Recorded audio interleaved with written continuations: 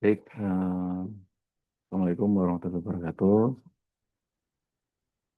Kepada Bapak Ibu sekalian, di kesempatan kali ini saya akan menyampaikan presentasi terkait tugas AS ya dari Universitas Logistik Bisnis Indonesia. Saya sendiri Syed Budiarto dari kelas 11A di mata kuliah Sistem Informasi dan Teknologi Logistik yang diampu oleh Dr. Mania Eskom, MD, CMILT. Nah, di sini saya mengambil dengan judul untuk evaluasi sistem informasi logistik dan rancangan teknologi informasi digital supply chain pada industri manufaktur medical device.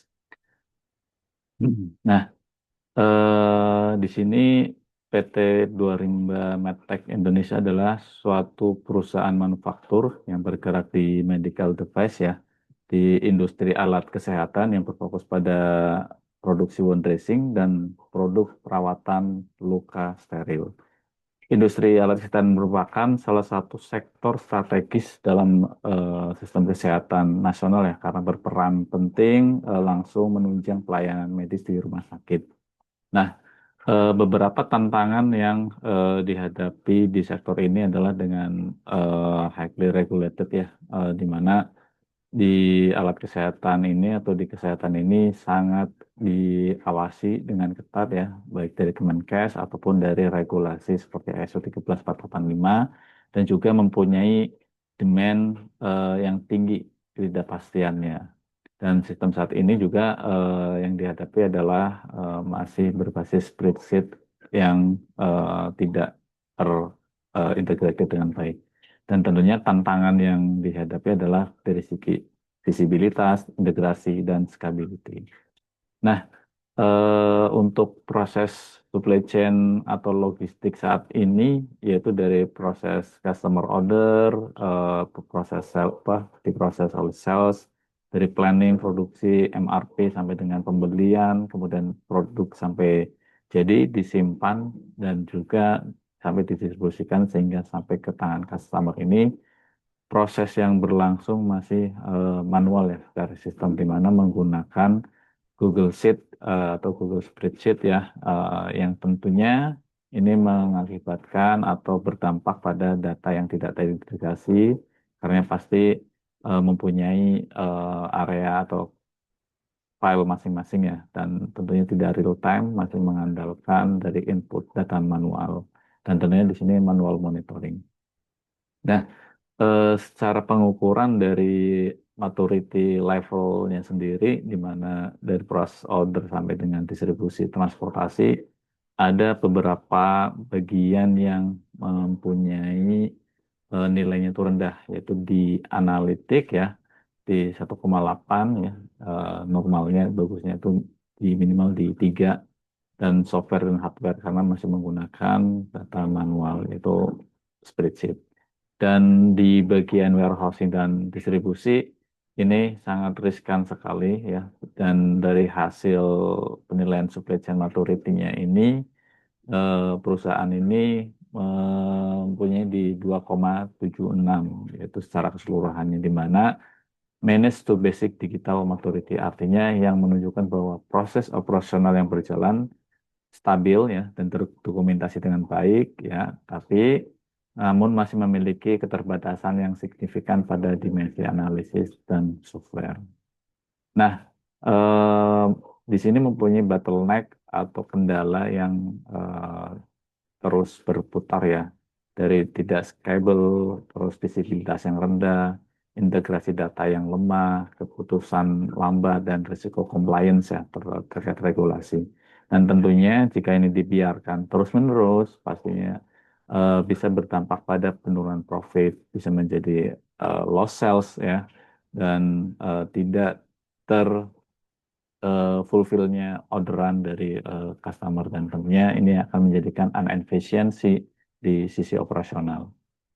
Nah, usulan yang kami berikan yaitu dengan implementasi secara bertahap ya dari tahap pertama di tahun 1-2 tahun pertama ini berfokus pada fondasi digital, yaitu dengan menerapkan ERP, Digital Inventory Tracking, ya, dashboard KPI sederhana, dan tentunya single source of data atau single of truth ya untuk datanya itu sendiri. Atau di sini berfokus pada integrasi data. Terus di tahun kedua sampai dengan 4 ini kita fokus pada proses integrasi ya, otomasi secara proses otomasi. Di mana ini mulai secara advance ya MRP-nya bisa auto calculation dan PO ke supplier-supplier sehingga termanage untuk pembelian itu tanpa terjadi stok out gitu. Nah, di tahun ketiga sampai kelima ini fokus pada resilience atau ketahanan ya dan predictive analytic. Dan di sini mulai menggunakan IoT, transport tracking system dan predictive analytic dan tentunya blockchain traceability ini opsional.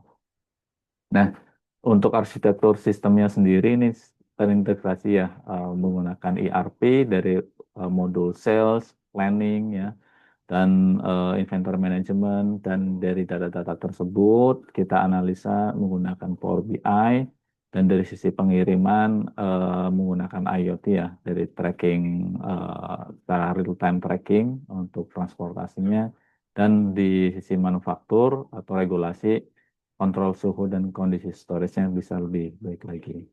Nah, di peran teknologi sendiri tentunya di decision making ini kita bisa mendapatkan data yang real time ya. Data yang real time ini berfungsi untuk pengambilan keputusan yang lebih akurat dan tentunya dalam sistem berbasis spreadsheet pengambilan keputusan itu cenderung bersifat reaktif ya, tergantung pada pengalaman individu.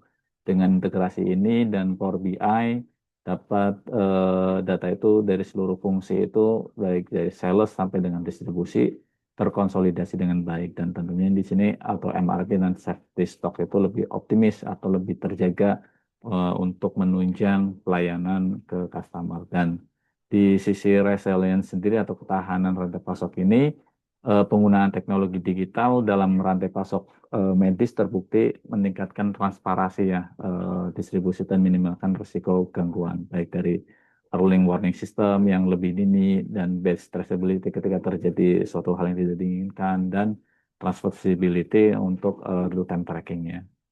Dan secara implikasi dari sisi manajerial ya, ini eh, implementasi sistem informasi dengan integrasi yang lebih integrated ya, perubahan pola pengambilan keputusan ini tentunya berfokus atau menuju ke data-driven decision making. Dan manajemen tentunya memperoleh akses real time tanpa prestasi lintas fungsi ya, dan peningkatan kompetensi sumber daya manusianya sendiri. Dan secara strategis, digitalisasi supply chain memperkuat visibilitas ya, ketahanan rantai pasok dalam menghadapi ketidakpastian dan gangguan operasional. Nah, dan tentunya meningkatkan daya saing, ketahanan rantai pasok, dan siap expand dan compliance ke berbagai negara ketika ingin melakukan ekspor.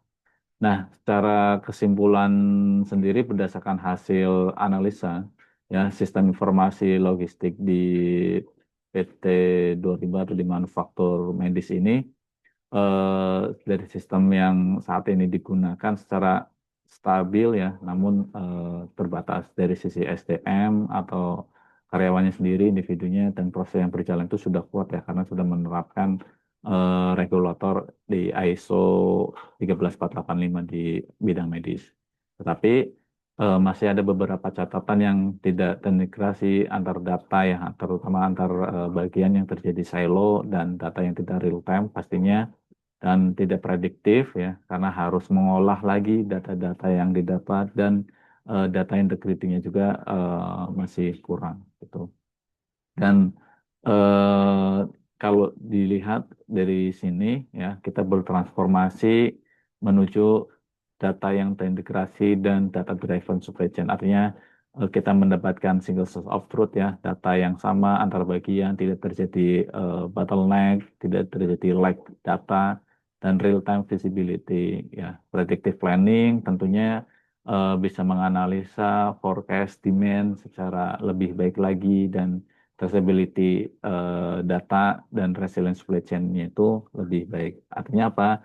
Implementasi arsitektur sistem informasi yang terintegrasi akan meningkatkan kualitas pengambilan keputusan, memperkuat ketahanan rantai pasok, serta mendukung kepatuhan regulasi dalam industri alat medis. Dengan demikian, transformasi digital bukan sekedar modernisasi teknologi, tetapi merupakan sebuah langkah strategis ya untuk membangun rantai pasok yang lebih transparan, responsif, dan berkelanjutan dalam untuk mencapai sustainability yang dalam jangka panjang. Mungkin itu yang bisa saya sampaikan. Terima kasih atas kesempatannya. Wassalamualaikum warahmatullahi wabarakatuh.